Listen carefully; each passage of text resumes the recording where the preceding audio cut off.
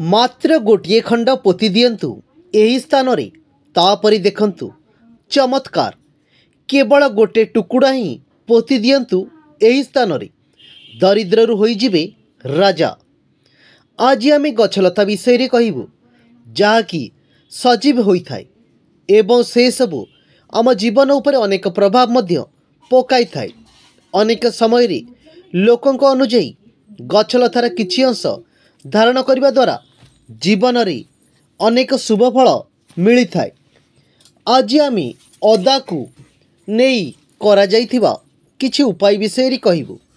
मने रखंतु जी एही उपाय करिबा समय रे चुपचाप एही उपाय करंतु एवं का सहित कथा हुअंतु नहीं।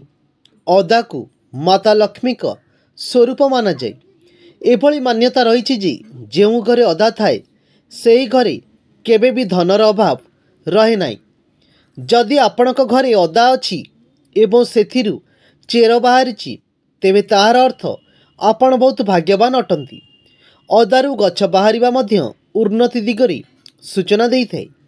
एमितिरे एही प्रयोग आपण कौनसी दिन करि पारिबे।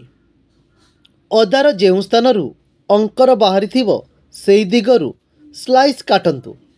वर्तमान सेही अंकर बाहरिथिबा स्थान रे कौनसी धारुआ जिनस द्वारा पद्म फूल किंबा स्टार चित्र आंके दियंतु। एहा परे निजर सबु मनस्कामना विषय रे कहि दियंतु। जेतोटी मनस्कामना सेतटा अदा स्लाइस नहीं अंकुर बाहरिथिबा स्थान रे अल्प पानी ढाली दियंतु।